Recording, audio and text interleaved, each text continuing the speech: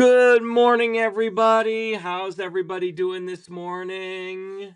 Welcome to episode number 2. I know that moment when a kid actually gets it and you're like, wait, did I just teach something without a grammar worksheet and only one minor identity crisis? Yeah, this episode is packed with those. I'm joined by the brilliant and hilarious Jackie Deming-Plunk and Lynne Hendrick, two teachers who've seen it all. The first wins, the total CI flops, and the stuff they'd still do even if school was on fire, which might be an upgrade from certain PD sessions. Just saying. If you've ever wondered, am I doing this right? Congrats, you're one of us. Let's get into it. Welcome to Comprehend This, real talk for real language teachers. No drills, no dry theory, just honest stories, practical ideas, and a reminder you're not alone in the CI trenches. Let's dive in. Welcome, Lynne and Jackie. How are we doing this morning? Doing good. Awesome. Thank you for being here today, being my guest co-host. Happy to be here. Thank you. Today we're talking about first wins, weird fails, and what I do again.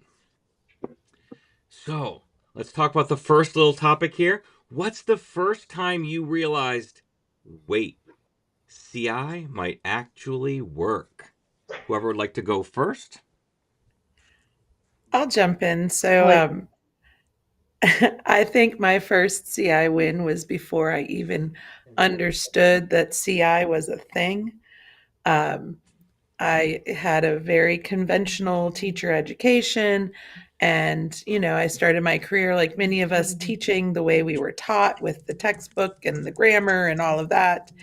But I kept realizing that it really wasn't working. And I kept trying to put my finger on what would make it better and changing things up.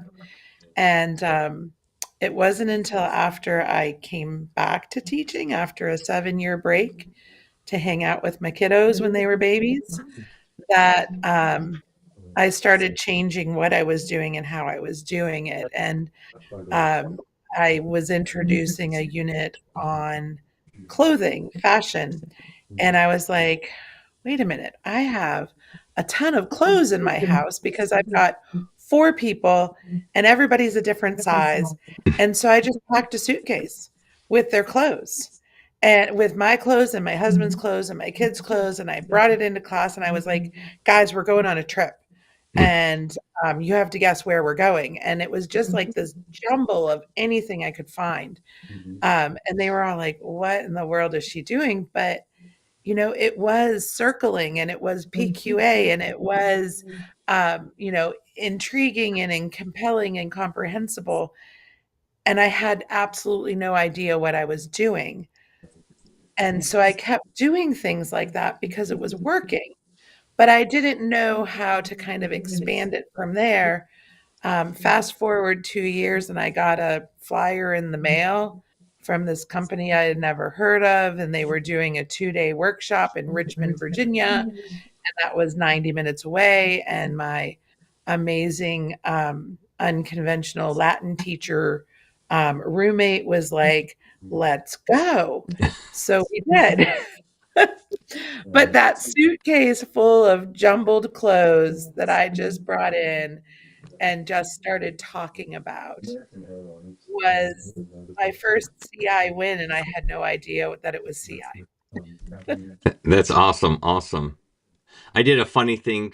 It wasn't really CI based, but you reminded me with the clothes. Back when I first started teaching, I still had to teach thematic units, and I did a clothes thing, and I put a giant pile of clothes in the middle of my floor, and then we set 2 teams, and I would call one of the articles of clothing, and they had to find it and put it on. Didn't have to go where it normally went. So pants could go on the head, but they had to be wearing it. They couldn't just drape it over themselves for it to count for their point. And then I didn't check all the clothes, and that was the funniest thing. I didn't check. I should have. There was these tighty whities in there, and some kid took chocolate and rub them on the tidy whities so it looked like someone had skid marks. It was hilarious. So this kid, I called, underwear, and we had two pairs of underwear in there, and the kid put the underwear with the chocolate on his head, and the skid mark was right here, and he couldn't see that it was there, and we are all cracking up laughing, and he's like, "What?" And he had this tidy whitey with chocolate. It was funny. I just remember that to this day. That's hilarious. Oh. Okay, Yeah. Jackie, your Um, turn. okay, so I switched to using CI my second semester of teaching. My Same here. first semester, I had a bunch of kids, and I had this one in particular who stuck out, and he failed hard. Like, and he was one where I could tell like there was a lot going on outside of school. And so I remember the next year I had him again after I started doing CI. And at that point, I had been to NTPRS for the first time. And so I actually kind of knew what I was doing instead of just like trying things and, seeing what happened in the spring semester. And I had him again in the fall, and he succeeded. And not a lot changed in the way that he was acting. He would still refuse to talk. He would still have his head down a lot. But every time we did a free write, he would write about an hour or two in Spanish. And he passed the class. And that was kind of when I knew. I was like, okay, this works, because kids who aren't succeeding otherwise are succeeding. And that's something I still stand by, because like I have had a lot of students with IEPs through the years, and a lot of kids who are convinced that they can't learn anything, let alone a language. And as long as they don't refuse to do anything, they pass my class, and they are able to do what I'm asking them to do. I agree, Jackie. So, That was a huge win when my kids who would normally fail Yeah. passed with it, at least yeah. passed, but knew more than they realized they knew more than they should have known for the amount of effort they put in. That's a huge, huge win from CI. Yeah. Absolutely. Absolutely. And then I'll say for me, it's when I started doing quick writes. That was a big thing for me because I was doing them. I really didn't do them until my second year. I, like you, Jackie, did started CI my second semester of teaching. Um, so I don't have a lot of that grammar, the textbook kind of instruction going on. But I did that first set of quick writes, and my kids were writing, not on the first one, but by the third or fourth one, they were writing 150 words in 10 minutes easily. Now, were they perfect words? Absolutely not. But they were giving me in 10 minutes more than my kids the previous year did during the final exam writing when they had 2 hours. Then there was getting the Yeah. stupid essays. Hello, my name is, and I'm so many years old, and I live. I'm like, if I read one more of those essays, I was going to have it. I just couldn't do it anymore. And now I'm getting funny stories about, because we had what's I Paso a Paso. I've been trying to remember what the name of my textbook was at the time. It was Paso a Paso, and they had Karen Rowan had a TPR supplement that went with it, and there was peanuts in it, and there were all these different things, and all those things were coming in the written stories. And on top of that, when my kids would talk, at the time I still hadn't put a time limit on how to talk. I'm just like, I have to get through everybody. Go ahead and tell me the story on, I use the old AP picture sequences, and they would not shut up. They were going 7, 8 minutes. I'm like, okay, we got to cut this off. You've already got your A. Can we please move on? And that's when I started putting a timer down, because I was not getting through every kid, not because they were hesitating and humming and hawing around. It's because they wouldn't shut up. They kept just talking and telling the stories. So those were my CI wins, and I knew that this was what I was going to do, because I told you first semester I was bored, they were bored, and I'm like, I cannot do this for 30 years. There was just no way that I was going to be able to do that for 30 years. And so if I didn't find Blaine Ray, and there was no CI, it was not called CI back then, it was called TPRS, and now TPRS is just a subset of CI. But if I hadn't found Blaine Ray and TPRS, I would not be here today, because that I really would not be teaching. I could not have done that over and over again, teaching from a textbook, going through all those grammar drills, all that stuff. It is extremely boring for me, and it was showed because my students were just as bored. I was super Yeah, happy to stop teaching after 6 years or 7 years when I had my first baby because I was bored to tears. Yeah. I was absolutely bored to tears. yeah. That first semester I tried to teach with a textbook, and I will not name the textbook because I hate it so much, and I don't want to like hurt anybody's feelings if they love that textbook. Um, but I the kids just didn't get it. And I don't know if it's because I didn't know how to explain it, but I explained it the way it was explained to me. I was like, guys, it's not hard to conjugate a verb. You just do the pattern. Done. There's the chart. You've conjugated the verb. Yee-haw. Yeah. Like, and it would not click with them. I'm like, why are they not getting this? Like, this is not hard. Because it's really not until you get into all 14 verb tenses in Spanish, but like present tense verb conjugation is, I don't know, it's like almost, I'll do it as a meditation. I'll do a verb chart for meditating. I mean, Jackie, you were probably I've like done it me. twice.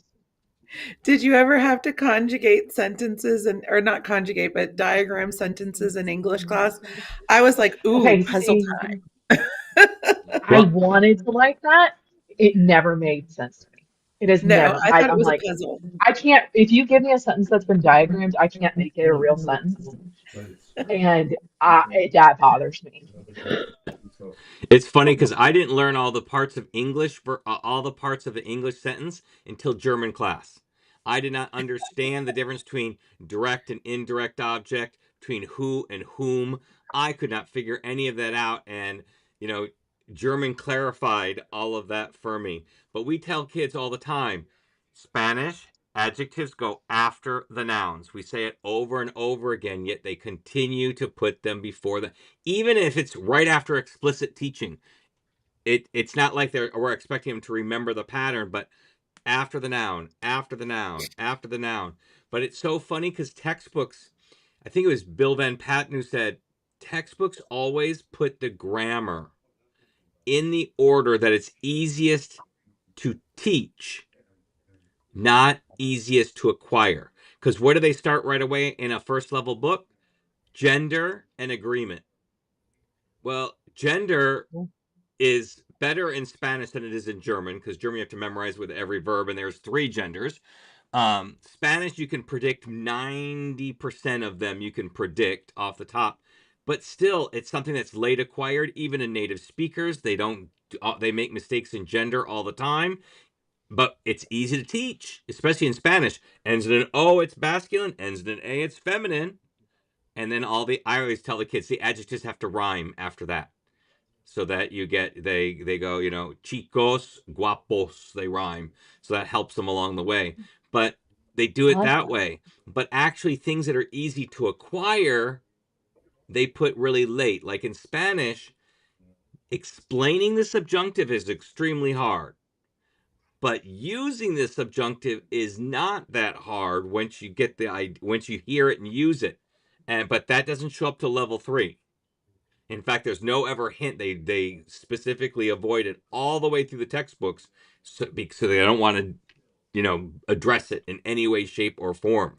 So I find that really funny, but it's, I always say grammar is the thing that is, it's a way to explain something that's not explainable, that came hundreds, if not thousands of years after the language was fully developed.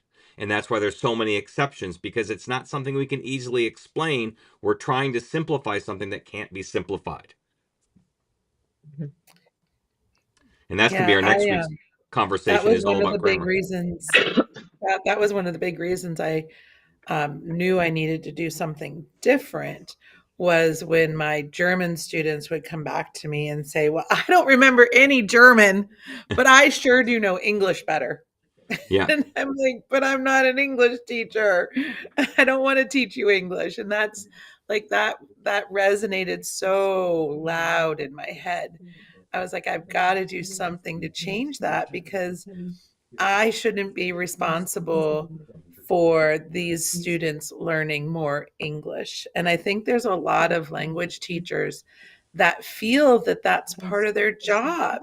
Part of their Hmm. job is helping kids learn English through the vehicle of a second language. And it's not our job. And it shouldn't be on our plate and it shouldn't stress us out. It should stress us out when they are learning more English in our room than not, because then we're not doing our job. Right. It's funny. Another aha moment, and I'll get you in just a second, Jackie. Um, my German is very rusty. I majored in German, but I graduated 30 years ago and haven't really used it since because I've never been able to teach it. So it's kind of fallen by the wayside. And I used to always panic doing TPRS demonstrations when I'm at a workshop, and I do it in German. I'd have my story all memorized, and that was always dry. And I would go, I don't do this in my classroom, so why am I doing this in a workshop? I would just freeform it, and that would terrify me. And I was at one in upper state New York. I was doing one, and I had a German teacher, which I always hate having a German teacher in there for two reasons. One, because they never, they don't get the feeling of what it's like because they hear it, and 9 times out of 10 I never have a German teacher, and German's far enough away from Latin-based languages and Asian-based languages that everybody gets a good feel for learning the language. So that's number one, and number two, they're going to correct my German because I'm going to make mistakes all over the place. So I was going through this thing, the demo, and I always teach numbers. I always get with big numbers because what small numbers don't have is big numbers in them. But big numbers have small numbers. So if I can teach a big number, all the small numbers are there. And so I get a bigger bang for my buck. So, my numbers are always in the thousands. How many boyfriends or girlfriends does this character have? 1,744. We always get these big numbers in there. And I was doing this story, and the teachers were retelling parts of the story. And afterwards, the German teacher came to me and said, "Oh my gosh, this was mind blowing." And I'm like, "How is it mind blowing for you? You hearing German?" He goes, "I wasn't paying attention to the German. I was paying attention to what you were doing, what you were teaching, and what they were learning." And she goes, "You didn't talk about grammar at all, but they picked up the adjective endings. You used a subordinate clause, which, Jackie, the subordinate clause kick is the verb to the end, so it sounds like Shakespeare in there, Mhm. and they were picking that up. You were teaching these huge numbers, and they could remember the numbers because I always had them repeat the numbers after me. When we said numbers, like, how many was that? And I would do all that stuff. She goes, "You taught what I would teach in 3 years of German, and you did it in a 30-minute demo. And it'd be different if they were completely lost, but they were right there with you answering questions." And she goes, "Not all of them were correct, but," she goes, "some of them got the subordinate clause right, some of them got the adjective endings right, and they all got the number right." So she goes, "That was just amazing." And that was kind of a really good epiphany as well. And so now when I have German teachers, during a demo, I tell them, just don't listen to the language, watch what I do and what the students do, so you can kind of see what's going on. Because that was powerful, because we can explain grammar all we want and they know it, what I call it, on the surface of the brain, but we need it to permeate inside so it becomes instinct. And that only happens through CI. You can't do that through explicit instruction. Yeah, I'm going to respond to that first. Go. My favorite thing to do, sorry, during demos is sit back and watch the teacher moves because that's so important. Is to see what the teacher moves are, because if you know what the teacher moves are, then you can use the teacher moves. Um, so when I was just in a Russian demo the week before last, um, it got to a point where I was like, okay, I know all of this stuff. I am ready to move on. So I am now going to sit back and watch what he's actually doing more than trying to learn some Russian, which I was very excited about. And that's one of the big things that a lot of people need to do when they're in these kind of training situations is watch the teacher moves because that's what you really learn. But the other thing is, when Lynn was talking about how her kids were learning more about English by studying German, I've heard that time and time again. And I did learn some things about English that I didn't know when I was learning Spanish because I was taught in a traditional grammar-based format. But it makes me think about how, there's data that says that taking world language classes is correlated with higher ACT scores. And I wonder if, as more and more teachers switch to CI and ADI instruction, if that correlation will remain. Because, which, I mean, it's correlated with higher math scores, so theoretically it wouldn't. But I do wonder if it would still correlate with higher English and reading scores. That's interesting. And I like, is the higher score because we were teaching the English through the grammar, or is the higher score because we're challenging their minds to think about language in a different way? That will be very interesting to see what happens, because I would Yeah. argue that maybe the correlation remains and we discover that it's more about widening their capacity for language versus um, building their English skills. I don't know though. That's an interesting question. Which, and I would imagine some of it also previously might be is correlated with like background knowledge, because that is a predictor of higher scores as well, as if you have more background knowledge. I remember when I was reading The Knowledge Gap by Natalie Wexler. I think her first name's Natalie. I know the last name's Wexler. Anyway, um, one of the things that they talked about was they did a study where they were giving students a reading passage on baseball. And they kind of had four different groups. There were kids with low background knowledge on baseball, but high reading skills. There was a group with low background knowledge on baseball and low reading skills. And then there was high background knowledge, high reading skills, and high background knowledge, low reading skills.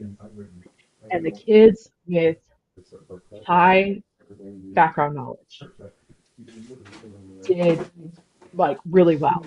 The only group that didn't do very well at all were the kids with low background knowledge and low reading skills. So the background knowledge counterbalanced the reading skills when it was present. So possibly because a CI classroom has more of a content focus, we'll maintain the higher correlated scores, but maybe not. It's an interesting research question nonetheless. Absolutely. Yep. I will say that the high background knowledge helping your reading skills is very valid. When I took my praxis way back in 1995, the biggest of the readings on my German praxis was on motorcycle maintenance. Yep. By the end of that section of the exam, I was crying. I was absolutely crying because I was thinking in my head, the brakes make it stop, the engine makes it go, that little steering handle thing makes it turn. I don't know anything else. And what the hell is a carburetor? I don't know what that is in English. I don't know what it is in German. Please don't ask me about it. And then the next thought was, and why do I need to know this to be a good German teacher? Yeah. That's funny. I remember my kids were taking my when I taught in Vegas, they always made the kids take the national Spanish exams and German exams, all the exams. And I hated those exams because it was 50% grammar and then 50% proficiency. But they were asking kids in our level 3 was taking it, and they were asking the kids about the renal system. I'm like, in what textbook, in what world do they teach the renal system? I didn't even know what the words for kidney and stuff were in Spanish. And the only reason I knew I could figure it out from context clues was because I knew what the renal system was. I knew, I go, oh, that's what they're talking about here. But why would you expect a Spanish 3 student to know that? They're not going into pre-med. And now, they get, Yeah. the National Spanish Exam would give you trophies for getting certain grades and stuff like that. I am like, that is just not fair, because I have seen, I haven't taught from many textbooks, but I have seen, and I've never seen one that goes that deep into body parts. Arm, leg, eye, nose, maybe. But kidneys and all the Yeah. and the ducts that go from them, and then talking about urine. I mean, the fancy word for urine, the medical term for it. I'm like, we don't talk about this stuff in school. Can you imagine? Ooh, you drink your water and it goes through the system and it ends up in your kidneys and out comes pee. Urine, sorry. You have to use urine as the official word. I'm like, this is very low frequency vocabulary. It proves Unless you're how having to have a far kidney removed, transplant, I don't think you need to know it. And if right? you're And going it to have a proves kidney how far transplant, you're going to removed, research it. and it proves how far Yeah. removed And you're probably these not going to test need to speak writers are Spanish. from the testing. Yeah. Oh, that's just so funny. That is just so funny. I had the same panic taking the AP test in Spanish back in high school because they talked about whales. And I had no idea what the word for whale was because we didn't learn that either. But I circumlocuted. I just called it a big fish. And I got credit for that. Even though I know, before all the biology people tell me that a whale is not a fish, I know that. But when my little 17-year-old brain was going through, I had no other way to describe it other than a big fish. So it worked better than a big cow. So at least cow is a mammal, but cows don't go swimming in the ocean. So a big fish worked, and I got my credit for that point of using circumlocution. I think they put that actually in there probably for that, to see how we'd handle that word. But now I know what whale is, but I had no idea back then, and 17 years old, because it was never in our vocabulary lists that we had. Wasn't part of the farmyard. Yeah, exactly. Or the zoo animals. Okay, let's go ahead and talk about what was one thing that you tried that was a complete disaster. Who would like to go first on that?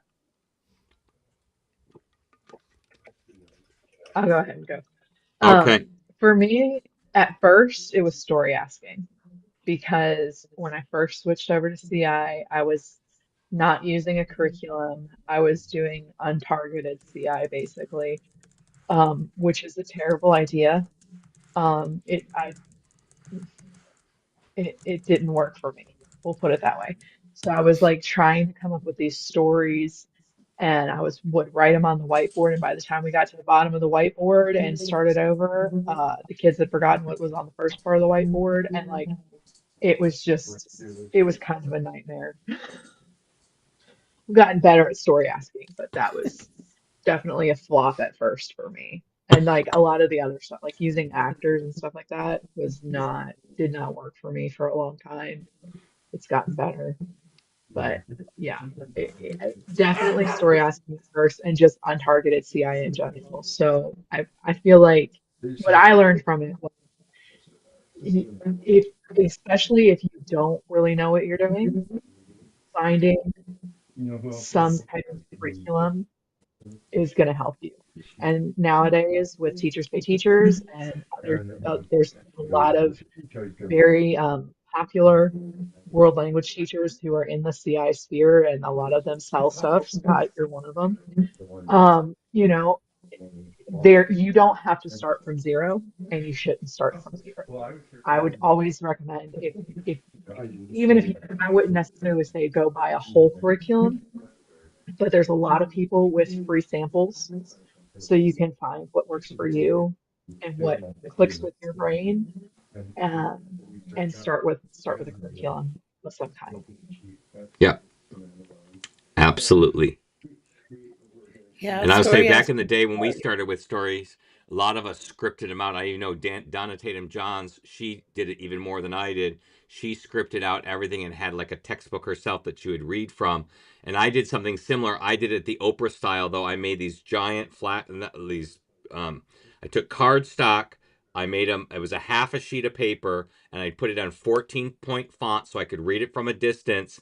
And it'd have my first sentence and then all my questions underneath that I typed out and put them on there. And I had underlined the areas I'd allowed to change, but I only allowed them to change the name and the color of the hair. But it was going to be a boy, because if I said it was a boy, it was going to be a boy. And if I said it was going to Walmart, gosh darn it, it was going to Walmart.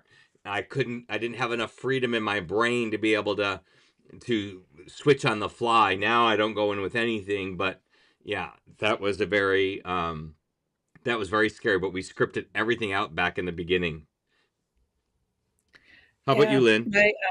I have index cards that were on a little, ring, and that's where I would put my stories because yeah, the first time I tried a story, it just went like the kids went so far out of bounds that I got lost and I couldn't figure out where we were or what was the purpose of the story. And so those unscripted stories were very, very hard in the beginning. But the first time I tried a picture talk, the kids were so uninterested, completely uninterested in what I was doing.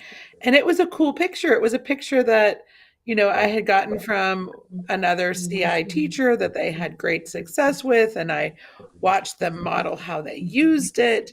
And my kids just sat there and looked at me like I had lost every marble in my head. And it just fell flat. But now I can do picture talks much better. I can do story talks much better, stories much better. But I do still have kind of a script that I have available to me so that I can go back to, if things start going off the rails with teenage creativity. Just because I need that for Mm-hmm. myself. And because I do have a curriculum that I'm obligated to follow and it is themed and all of that, I need to be able to show my administration if they come in my room that I am following the curriculum. And it might not be in the exact order, it might not be separate units per se. I might be combining some things, but I am following the curriculum and I am covering what needs to be covered. And having those stories partially scripted that I can show them has covered my own Yeah, many times. absolutely. Absolutely. And I would say for me, it was PQA. And first of all, I hate the term personalized questions and answers. My only experience with it was the way the textbook does it. So textbook will introduce the vocabulary, and let's say it's sports, and the instructions to the teacher will say, please ask the same question to all 30 of your students. And when you ask that, when you're done with that question, move to question number 2. So it'll say, do you play hockey? Do you play hockey? Do you play hockey? Do you play hockey? Do you play hockey? 30 times. Now you go, oh, do you play basketball? Do you play basketball? Do you play basketball? Do you play basketball? That's my only experience. And having gone to multiple, I mean, I've been to, back in the beginning, I was in a TPRS conference, not conference, workshop with Karen Rowan, with Susie Gross, with Blaine Ray, and with Carmen Andrews. I saw them all, and nobody ever demonstrated PQA. They went right into the frickin', they did TPR, and then they did the story. So I never saw it either. And so I tried it, and I sucked at it. I skipped it. It was one of the original 7 steps of TPRS, and I'm done. I couldn't do it. And then I read in my, was it my fifth year of teaching, I read 2 books by Ben Slavic. So let me put that here so people want to check him out, benslavic.com. I don't know if he still sells these books, but you can go to his website and check benslavic.com. It's there on the screen. Um, two was TPRS in a year and PQA in a week. Those were the two that I read. TPRS in a year was he taught one skill, and the idea was you worked on that skill for an X amount of time before working on another skill. Don't try to do it all at once. Just incorporate one thing, work on that one thing. And he had an order that he did it in. And by the end of the year, you'll have converted yourself over to TPRS. So that was informational, but not. I was already doing TPRS, so that wasn't as helpful. But PQA in a wink, that's where the circling with balls came from that he talked about. That's passed around all the time. And that's kind of where I went. I go, oh, now I finally get it. It's just having a conversation with your kids. It's small talk. Why didn't we just say that from the beginning? Why do we have to come up with some jargon? Personalized questions and answers. PQA, we have to come up with jargon to describe everything. It's just conversations. And what I took from that, because his original idea was that he would get kids talking about sports. And so he'd have this ball, like a basketball in his classroom. And when he was talking about basketball, he'd let the kid hold the basketball and stuff like that. Well, I didn't have enough props to cover everything that my kids like to do. I had one girl like to cut hair.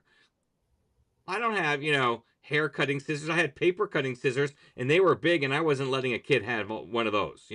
Who knows what would happen with, giant, big old teacher shears, that go through. So that's where I came up with the idea of drawing what they like to do, which now came out with card talk is what people call it now.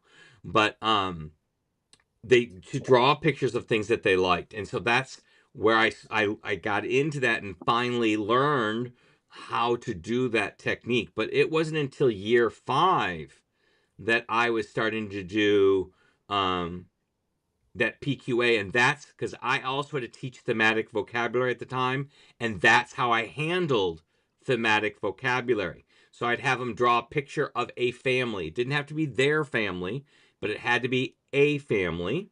And I liked doing it this way because I wouldn't talk about any character that wasn't on the page.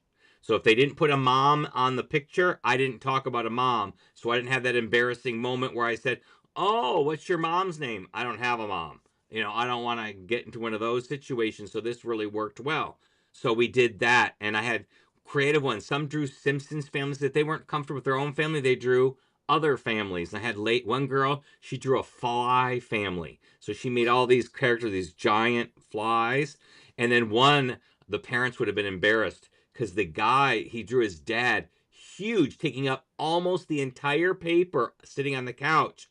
And then everybody else was tiny around him. And I'm like, what's going on here? He goes, you don't understand. My dad is fat, and not just fat. He's really fat. And so it was just, we had so much fun with some of these pictures. But we did that, and I had for food your favorite lunch, breakfast, and dinner, and your favorite dessert, and we could talk about those. So that's kind of how I developed the PQA and how I dealt with thematic vocabulary, because it was much more interesting to talk about it that way. And this way, they weren't talking about things they didn't like. Like I didn't have to go through, do you like ice cream? No, I'm lactose intolerant. So that just put a bummer on the whole thing, where if they put, they didn't put ice cream down, I didn't ask them about ice cream. But if I talked to 10 kids, because that was my goal in each thematic, to talk to 10 kids. If I talked to 10 kids using that, then I would have enough variety where I covered the vocabulary, the food vocabulary chapter, or the clothing vocabulary chapter, or the family vocabulary chapter. Not every kid was going to talk about every family member, but we got enough of it when we talked about it that way. And so that was a fun way to be able to handle that. And yeah, that PQA was a complete disaster going on, because I'm like, I could not figure, like, oh, like we were talking about sports. Do you play basketball? I didn't know what else to ask after that. I'm like, okay, that's nice. Move on. And then I go to the next kid. And that really wasn't PQA. That's what the textbook did. And that was extremely boring, and it didn't delve into any language. So thank you, Ben, for that book because that really got me thinking about PQA and being able to do it. And I use it consistently now. It's one of the things, it's what I start my school year with. So, very, very, what I got really successful from it. It is still available on his website, by the way. Oh, is you check? Awesome. Is the TPRS in a year or two on there? Yeah, they're both on there. They're $29 a piece. Oh my gosh, because I mean, I read those in 2005, so 20 years ago. 20 Hmm. years ago, he still got them up there. Yeah, so if you guys struggle with either of those things, I highly recommend those books, benslavic.com. Get a get a handle of those because you'll learn a lot. I did, and it was fun reading because he's a humorous guy, so it was a fun reading Yeah. those books. They were easy reads, and I got a lot of value out of them. A lot of value out of them.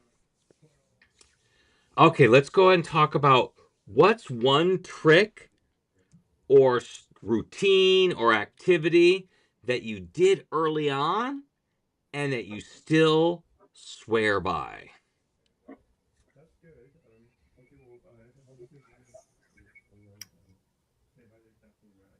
Trying to think.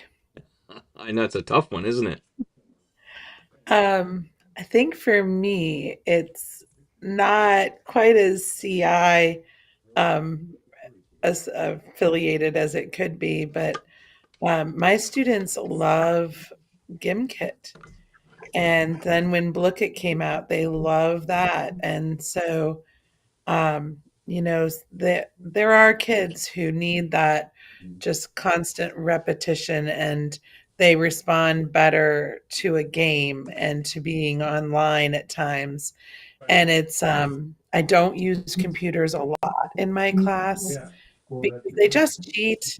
Um, like I can't sit and babysit some computer monitoring app while they're working because I need to be, working with them and answering questions. And so we do more on paper and pencil than I think they like.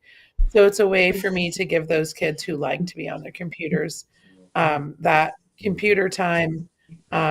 It's a great way when I know we're going to have a fire drill 15 minutes into class.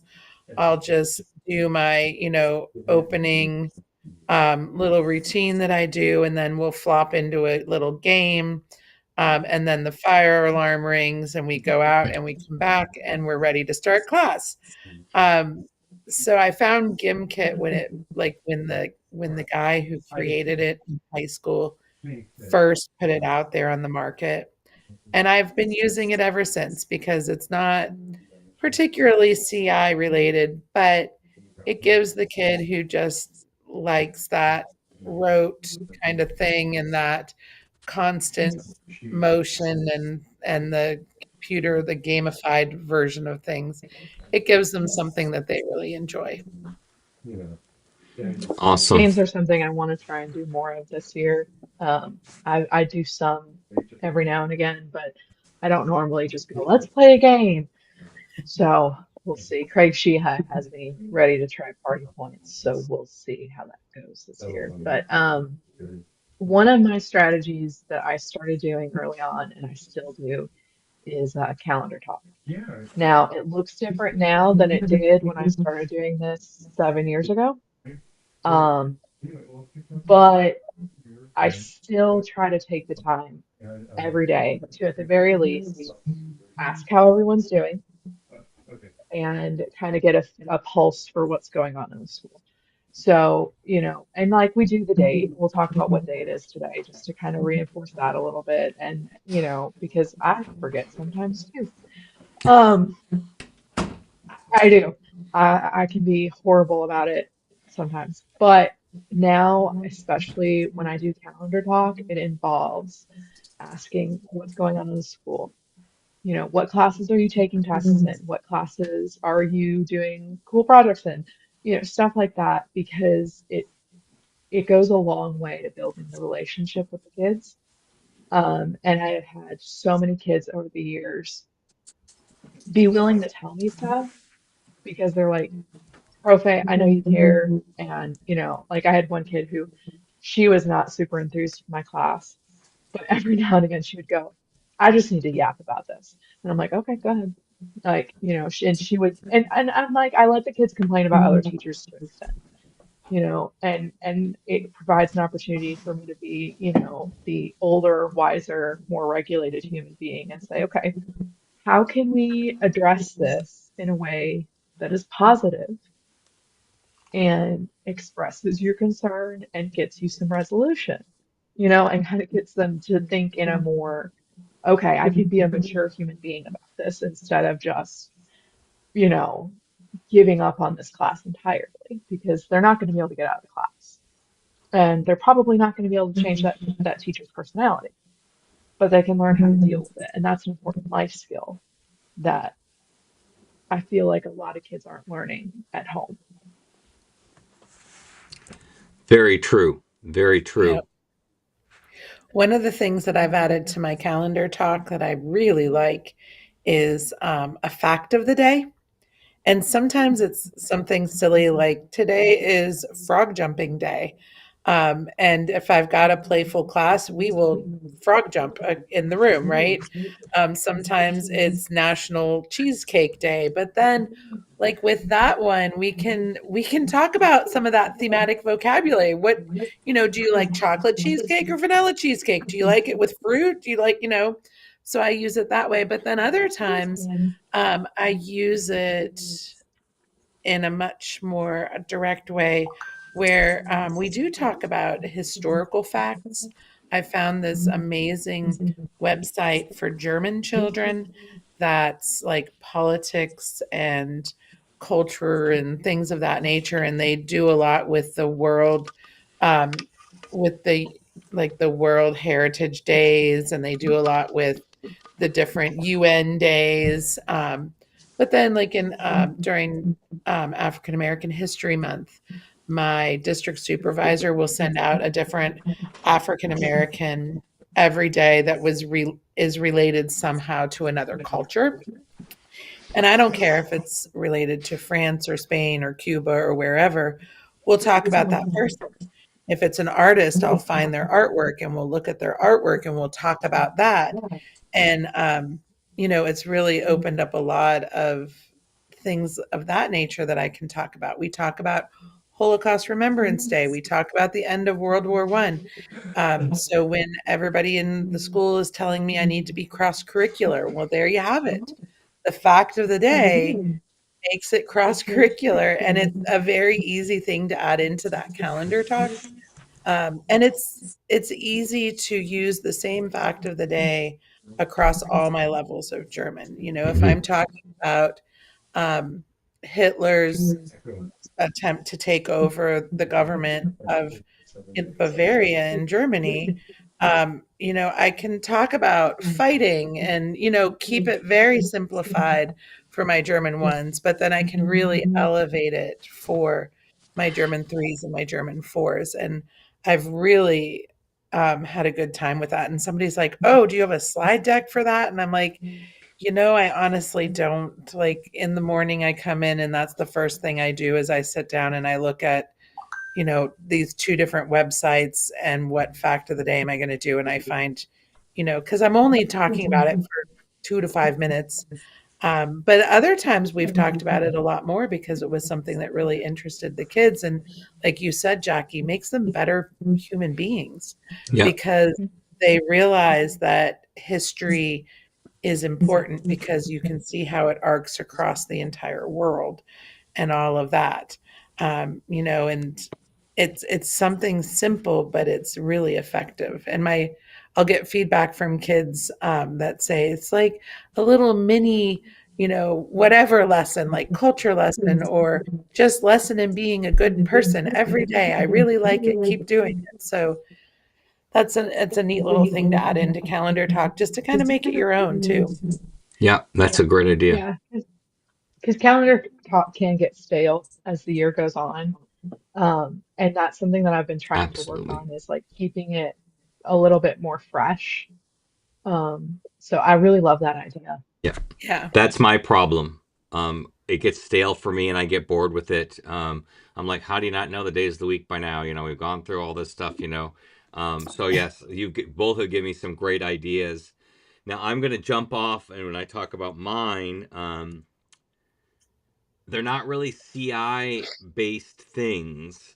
One is something I started way back in the beginning from day one. So I did this from day one, is giving out participation points, because I don't believe in grading on participation. But that first year, I just copied everybody else's grading chart, however they did it, and participation was on there. And I didn't know how to evaluate participation, because there are kids who always raise their hand, and you call them and they have nothing of substance to offer. And then the kids who never raised their hand had always the substance to offer. So, I couldn't go by that, so I gave out participation points, and I've changed how I've used them over the years. I used to give out actual little points. I used to make Spanish flags, and I'd cut them out of a paper. I got 30 on a page, and I would cut them out, and I spend days at the paper cutter cutting these dang things out, and I hand them out like candy. And then I had an idea, probably in my second or third year of teaching, I used currency. So I took Hispanic currency, and each quarter I would change the currency around so that they learned, you know, we taught year long, so 4 currencies a year, and every year I would do a different 4 sets. So after they've had me for 3 years, they would have gotten 12 different currencies. And I never picked pesos, because everybody knows Mexico's got pesos. So I always pick the ones, the Guaranis and, the Quetzales and stuff like that. And they learned, because I'd always talk about that, what this country, this is their currency, where's the country located. So I got a little bit of that out. Now I have done it with Class Dojo, so I do them now electronically. So that's really worked for me. And then kids use these points not for a grade, but to buy privileges and prizes. And there's only one prize that costs me money, and that's a snack. And they have to earn a lot of points to get there. And my snack limit is $3. So if you want a can of soda or something, but whatever you want, it's got to be $3 or less. I will not spend more than $3. And I don't get a lot of kids who use those and spend them on those. A lot of them want to use for, they get to choose their seat for a month, or they get a yoga ball for a month, or whatever the case may be. So that's really worked well for me, and it's kept my kids engaged, because when I taught some remedial kids who have failed level 1 a couple of times, and we put them all in one class, which is both genius and a disaster at the same time, because it got those kids out from distracting the kids who wanted to learn, but at the same time, now you've got all those kids in one class, and 9 times out of 10 they were troublemakers in the other class. That's why they didn't pass. And so having 10 or 15, 20 troublemakers in one class could be a challenge.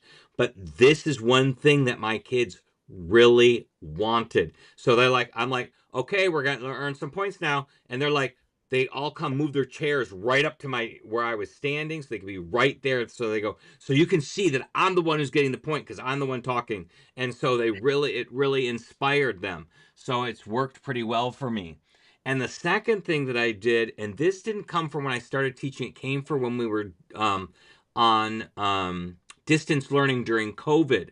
We were supposed to start class with some kind of inspiration, some kind of inspirational quote or something like that in every class, just to kind of lift them up, because they weren't, they're stuck in their rooms, they're stuck on their computers, they weren't interacting. So I started a slide deck, and I have 180 slides with different quotes on them from different people. And I made sure that I tried to equally represent as much of the subgroups that we have. So they weren't all white people quotes. We have African American quotes, we have Asian quotes, we have Jewish quotes, we have Muslim quotes, we have LGBTQ plus quotes. We had women quotes. So I mixed them all up, so we weren't getting all the African American ones during February, which they always joke, that's the shortest month of the year. Thank you. So we had these in there, so people were getting viewpoints and ideas and quotes and inspiration from a variety of people, with my hope being that they everybody could see themselves in one of those. So if they were Asian, there was enough Asian ones, and then they go, oh, so you've got the Asians represented, or you've got the Muslims represented, and you've got the Jews represented. So it wasn't all from the white Anglo Christian ideas coming back. And so it was a really good way, and I've continued doing it to this day. I still do it. I have a slide every day that's a different one, and we talk about that quote in there. Sometimes it leads to a discussion, sometimes it doesn't, but it's just a way that we start our class every day, and I found it pretty effective.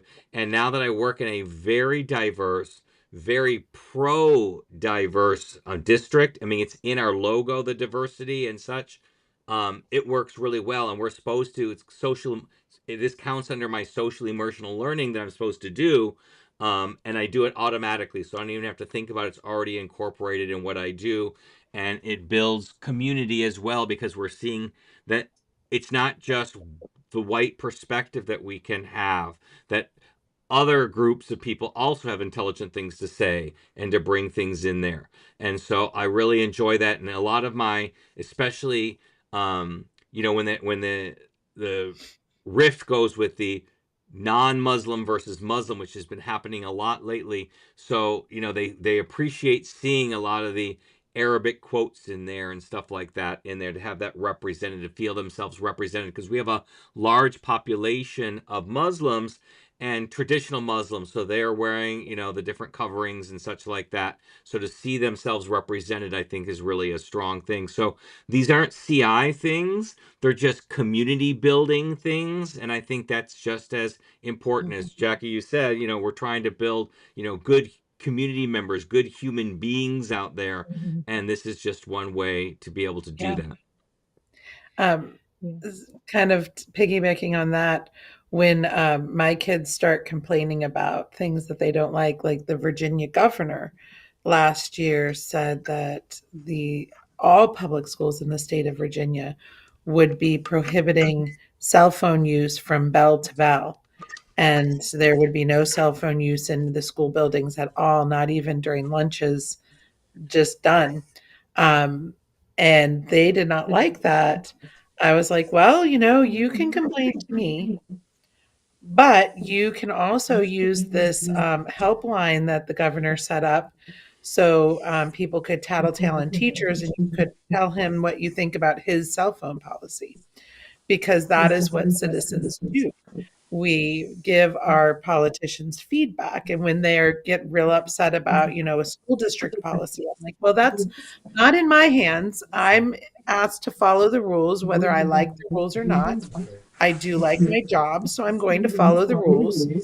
You could complain to the principal, but she has to follow the rules too. I said, but you have every right to go to the school board meeting and put in a request to speak and tell the school board members from a student perspective what you understand this policy to be doing in your building. And I've had a couple kids who have done it. So, like I'm proud of them, but Yeah, I think, you know, too few people tell kids how they can actually address problems and um, all of that stuff, and to have a space in your classroom where they feel free enough to talk about things and to, voice their concerns and then receive feedback back that's not just like, oh, you're just being a dumb teenager to be quiet, is really valuable. And it's not necessarily language teaching, but it's really valuable time and effort. Yeah. And I absolutely. do think that if you're going to go a CI route, building community in your classroom is going to be so important because if you don't have that community, you won't have the buy-in. And if you don't have the buy-in, the CI does not work. You cannot come up with a fun story with kids who don't trust you. And so that is one of the things that is so important. And there are some teachers that I know who, as much as I would love to see them switch to I had the concern about them being able to build community in their classrooms. And they're not going to have success with CI if they don't work on building community in their classroom. because a kid has to feel safe and supported and seen if they're going to suggest that the main character is a giant raccoon who can do magic and goes to a magic school in Mexico City, or, doesn't care about Bill Clinton and so steps on him. Like they gotta feel seen and supported if they're gonna come up with the fun, silly stuff like that. Yes. Absolutely. And it Absolutely. doesn't take away from your authority as a teacher to have a healthy relationship with your Mm-mm. students. Like you don't have to give up authority, you don't have to give up structure in your classroom in order to build that community. No, Yeah. absolutely. Well, we're coming to the end, so let's end with this one thing. What would you say to a teacher who's hovering at the edge of trying CI but scared they'll fail? Just try one thing. Pick one thing that you feel you understand well, that you feel comfortable using in your classroom, and just try that one thing and do it often. Mhm. Yeah, I would agree with that. And I would say find um, some, like, and I have said before to find a curriculum, but definitely if you're really unsure, read about different activities and pick something that isn't going to take a lot of time. So do not start with story asking. Um, if you really like the idea of stories, start with storytelling and tell a really short story, or start with a picture talk, or do a clip chat or a movie talk, something like that. Something where you have something concrete to work with that will allow you to have some support for yourself and something to kind of limit your language down, because that's going to be the hardest thing first, is limiting down what language you're using, like the breadth of your vocabulary is going to be the hardest part. Um, and so picking one thing and picking something that's small and structured is going to be the best way probably to go. And I'll second that. I always call movie talk is story asking on training wheels. So you have the Hmm. picture there, and I recommend taking screenshots of the key scenes before you show the video, that way you can just focus on that one scene, and you've got the story plot already there, so you're not having to think or relying on kids to come up with the ideas, but you can still practice that asking those scaffolded differentiated questions, the yes, no, either or, who, what, where, when, how questions. You can get kids to expand upon that, make predictions to get more language out of there, but you can use a lot of that to get off the bat. And then I would also say find a mentor. It's much easier now Hmm. than it was when I started. When I started, there was no YouTube. YouTube did not come out till 2005, and I started this in 2001. We had the More TPRS list, which has been now replaced by the Facebook group. So find a mentor there. Look on YouTube. There's so many teachers who put their classroom videos on on YouTube for you to watch. Alina Filipescu, Hayun Lu, um, we've got so many. Michelle Whaley. There's so many of them that are out there that you can find. Blaine Ray's got tons of them out there. So you can get some ideas and find that mentor. Make that connection. If you don't have someone in your school or in your district, look for someone in your state that you can at least communicate with, ask questions, bounce Hmm. ideas off of. If you can't even find one of those, if you go to a conference or a workshop, network with those people. And then at the last resort, find someone on the IFLT and TPRS page on the Facebook group. Um, Even if you don't like Facebook, join for. I'm a reactionary Facebook person. I don't go to Facebook as a social media. I just react to questions and things like that. And so I'm not on there all the time, and it doesn't distract me. but at least connect with someone, and then you can quit it when you're done. Get someone you can connect, that you get their number, you can talk to them, because I really think that will help so you don't feel alone, especially if you are a singleton teacher like German and French often be, Mandarin. You're the only one doing it and you've got no other fellow support, or you're the only one doing it in your what do you say, in your school. District. Even though you've got other teachers who teach the same thing, you're the only one. I'm the only one at my school who does it. So you get some more support, because I think without the support, you're going to quit it, because Mhm. it's a lot of hard work during class. But the payoff is it's not a lot of work outside of class. So I don't have to grade all those grammar worksheets. I don't have to read a ton of essays. I don't have to, you know, plan an engaging grammar lesson if there's ever such a thing. Um, so I don't have to do those kinds of things. I give 90% of what I need to do as a teacher in my classroom, 10% during my prep period, and now I've got my 100%. Where I think if you teach traditionally, it's more like 30 or 40% in the classroom, because you're relying on that textbook, and then 60 to 70% you're doing outside, because you've now got to grade all that work that you had those kids do during the day. I can't imagine when my teachers, when I was a kid, they had us do all the textbook exercises plus the workbook exercises, plus we went to the language lab and did all those listening exercises, all those things, and we turned all that stuff in. That would be a nightmare to grade, and how many hours they spent doing it. I tried my first year. I just couldn't do it. I could not keep up with the amount of work. I took it home. I had giant stacks of papers, and I only had 2 classes. So I had like 70 papers I had to do, but grading, 4 or 5 grammar pages a day times 70 every day was just overwhelming. So find that mentor that will help you. Just do change out one thing at a time out there, and just do what you can to make the switch, because as Blaine Ray always says, bad TPRS or CI is better than really good textbook, because your kids, you'll find, if you've only taught textbook, only 1 to 3 kids, if you go on a foreign exchange trip, are going to be able to actually communicate. Whereas with CI, even your lowest student's going to be able to communicate in some way. He might only be able to say baño, but at least he communicated something, and now he knows where the bathroom is. So really, really important. Okay, before we finish up, got one quick little promotional ad here, so bear with me just one moment, because I want to talk to you about what's coming up, the back to school boot camp. So give us a moment, and then we'll be right back to finish up. And I hit the wrong button again. Is it already August? Again?